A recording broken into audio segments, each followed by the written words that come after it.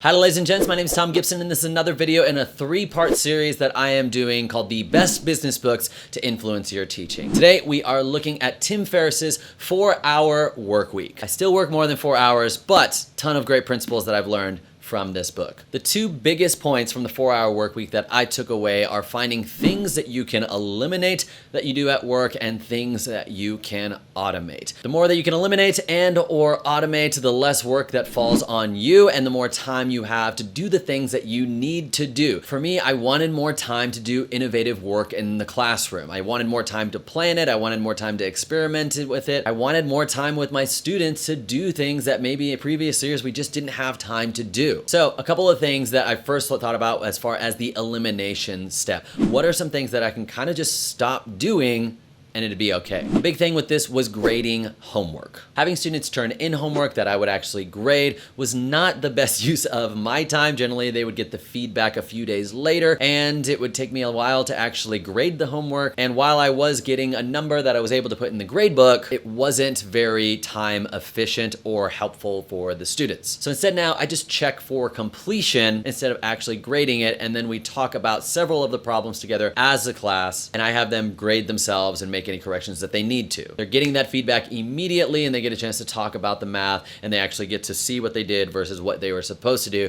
as opposed to getting it 2 or 3 days later and having a couple notes and they're not really even thinking about it anymore, and we've actually moved on from that lesson anyways. Another thing that I eliminated was when I first wanted to start doing more writing in my math class, I thought, okay, I'm gonna have a writing assignment for every unit and I'm gonna have students reflect on every single lesson of that unit and with a couple of prompts that I provide. And to break it out, I'll have them do a Google slide where every lesson is its own slide and they have the reflections and they can put pictures there easier than maybe a Google Doc or something like that. That took forever to grade, and I was doing it for unit 1 and unit 2 and unit 3, and I just never looked forward to grading it. And I thought, I still want them to write, but I don't want to be grading this much writing. So I thought, instead of doing one for every unit, which would end up being 2 or 3 units a semester, I thought, what if I only did it once a semester? And instead of them reflecting on the entire unit, what if they only picked one lesson to do a deeper dive reflection on? And so they got a little bit more student choice, which was better, and I wasn't reading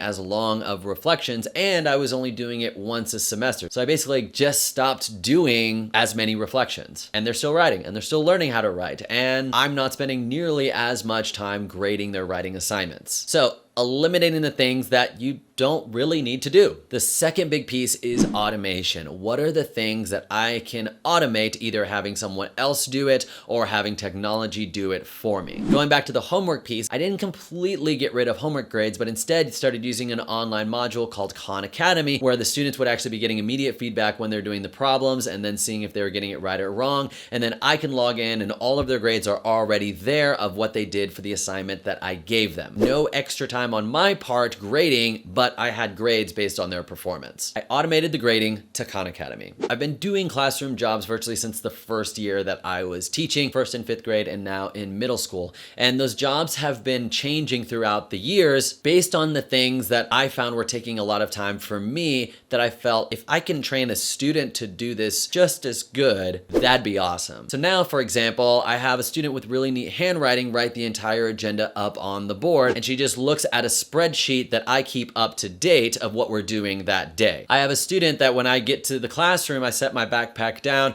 they take out my laptop, they open it up, they click on our course website, they plug in the power, they plug in the projector, they turn it on, and it's ready to go. In our classroom economy, every month students have opportunities to make supplemental income for various reasons and various things that they do, like extracurriculars or getting good grades on tests or things like that. Instead of them coming to me to deposit their bonus money and me deciding on that, I hire another student to be the banker, and then they actually look at this person's bonus money slip, make sure everything is correct and in order, and they have the power to deposit their extra supplemental money into that person's bank account. And then I just put the caveat that if it's over a certain amount of money, let me take a quick look at it. Otherwise, as long as it looks good to you, you can go ahead and deposit the money. So I'm automating all of these little things to make my classroom run a little bit smoother, freeing up up more time for me to work on other aspects of the classroom, like maybe just helping other students in the classroom or spending time building relationships at the beginning of the class because I'm not having to write the agenda on the board or plug my computer in or get these papers printed and passed out or anything like that. I've got a whole course for teachers on how I do the classroom economy that I'll link in the description down below if you are interested in diving deeper into that topic. Something that I've done for the automate step in years past is use a website called Remind. It's a way that you can send text messages to students without actually exchanging your own phone numbers, and you can make it like a one-way text if you want, and so students can't reply to that text. But with Remind, you can actually schedule out different text messages, and so I can schedule out the full months in advance, knowing like, hey, don't forget we've got a test next week, or hey, don't forget to bring your calculator, or hey, we've got this field trip, don't forget to bring your permission slips or your money, or whatever it is, and I can actually schedule those to send out the day before or the week before or whatever I want, and then it all gets automated. I don't have to actually keep that in my mind of don't forget next week I need to send them the text or anything like that. So the 4-Hour Workweek by Tim Ferriss can help you think through what are the things that you can eliminate and just stop doing and it'll be okay, and what are the things that you can automate so that you have to spend less mental energy or physical energy doing them yourself, with the intention to free up more time for you to do more innovative work in the classroom, to have more time to think about innovative work, to have more time to implement and experiment with innovative work and try new things with your students